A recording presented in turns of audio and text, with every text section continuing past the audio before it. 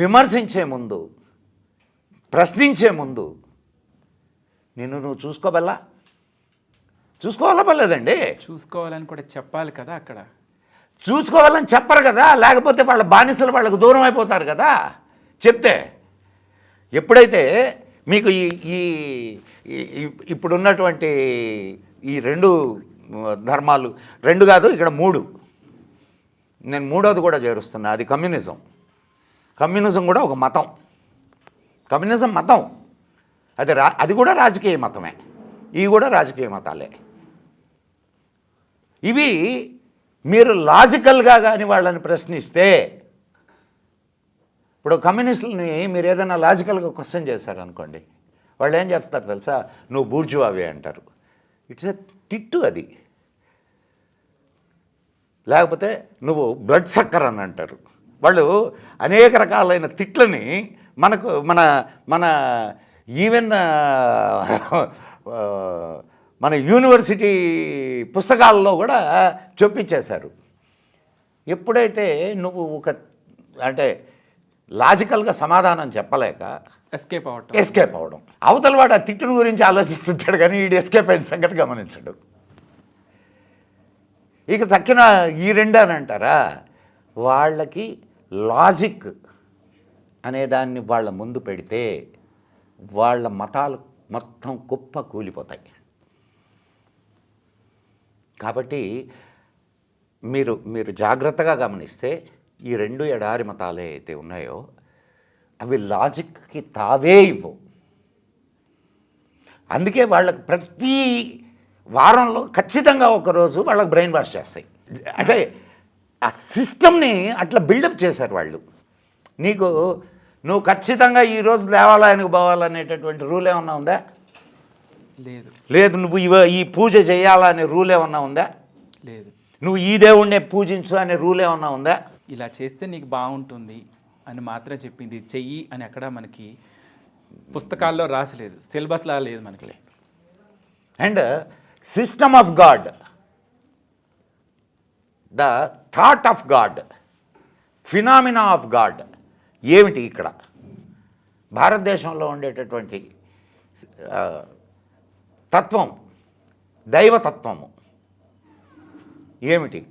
వాటిల్లో ఉన్నటువంటి దైవతత్వం ఏమిటి అనేది ఒకసారి కానీ ఆలోచిస్తే, వాటిల్లో ఎవడో ఒకడు అక్కడక్కడ పైన 7వ ఆకాశం, 9వ ఆకాశం, 12వ ఆకాశంలోనో కూర్చొని ఉంటాడు. వాడు చెప్పింది వాడే సృష్టించాడు. ఇదంతా వాడు 7 రోజుల్లో సృష్టించాడు, 6 రోజుల్లో సృష్టించాడు, 7వ రోజు రెస్ట్ తీసుకున్నాడు. అంటే వాళ్ళు కూడా చెప్పలా, వాళ్ళకి ఇంకొకరిని పంపించారు. అదే చెప్పినోడు వాడు ఎవడైనా కానీ చెప్పినోడు ఎవడో 6 రోజుల్లో సృష్టించాడు, 7వ రోజు రెస్ట్ తీసుకున్నాడు. కాబట్టి వాడిని నువ్వు పూజించాలా, వాడిని నువ్వు ఆరాధించాలా, వాడి దగ్గర ఏడవాలా, వాడి దగ్గర గంతులు వేయాలా. కానీ భారతీయ ధర్మం ఏం చెబుతుంది? ఆత్మవత్ సర్వభూతాని, అన్ని భూతాలలో ఆత్మను దర్శించమని చెప్తుంది సనాతన ధర్మం. జీవకోటిలో, జీవరాశిలో ఉన్నటువంటి అన్నింటినీ భగవత్ స్వరూపంగా దర్శించమని చెప్తుంది, అన్నింటినీ ఆదరించమని చెప్తుంది, ఈ ప్రకృతిని గౌరవించమని చెప్తుంది. వాళ్ళు చెప్పేది God created the universe, but Hindu ధర్మం చెప్పేది, సనాతన ధర్మం చెప్పేది గాడ్ మేనిఫెస్టెడ్ ద యూనివర్స్, భగవంతుడు తానై ఉన్నాడు. ఇది భారతీయ ధర్మం చెప్పేది. ఎప్పుడైతే దాంట్లో ఇంకా చెప్తారు, ఇదిగో ఈ ప్రపంచం అంతా, ఈ సృష్టి అంతా నువ్వు అనుభవించడానికే పుట్టిందని అంటారు. అంటే నీ ఇష్టం వచ్చినట్టు ఈ ప్రకృతిని నాశనం చేయమని. కానీ భారతీయ ధర్మం ఏం చెప్తుంది? ప్రకృతిని నువ్వు వాడుకోవాల్సిందే, లేకపోతే నువ్వు బతకలేవు. కానీ ఎంతవరకు వాడాలనో అంతవరకు వాడు.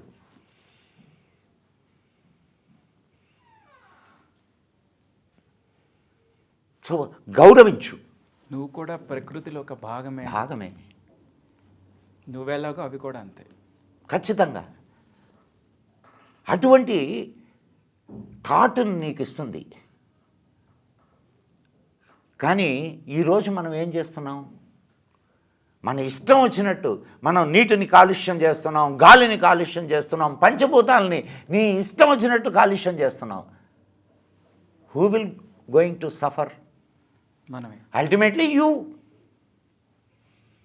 నీకు సనాతన ధర్మం ఏం చెప్తుందా అనంటే, నువ్వు బ్రతికినంతకాలం ఆనందంగా బ్రతుకు, ఆరోగ్యంగా బ్రతుకు. No thought pollution, no environmental pollution. ఏమండి ఈ గొప్ప సిద్ధాంతాలు కావు? ఈ నెగిటివిటీని మనం అసలు ఎలా మనం స్టాప్ చేయగలుగుతాం? లేకపోతే ఓన్లీ వన్ లాజిక్. మనం లాజిక్ని వదిలేసాం, మనం తర్కశాస్త్రాన్ని వదిలేసాం.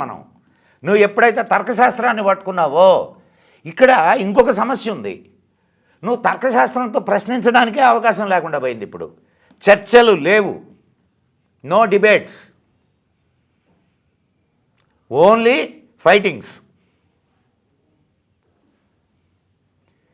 వాడు నువ్వు అన్నది కాదన్నాడు కాబట్టి వాడిని కొట్టాలా, వాడిని తన్నాలా, వాడిని చంపాలా,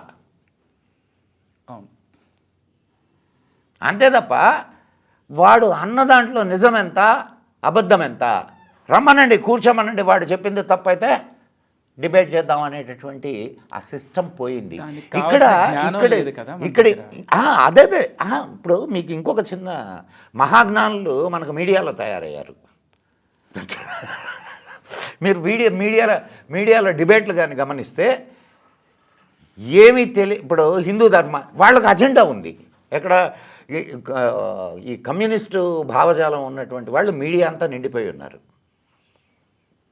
వాళ్ళకు ఒక అజెండా ఉంది, హిందూ ధర్మాన్ని ఎట్టి పరిస్థితుల్లో దెబ్బతీయాల, అది వాళ్ళ అజెండా. ఇది ఎవరి అజెండా? మీడియా వాళ్ళ అజెండా.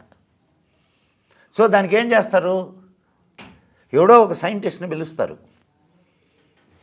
రైట్, అండ్ హిందూ ధర్మానికి సంబంధించినటువంటి వాడిని అనామకుండా ఒకటి పిలుస్తారు.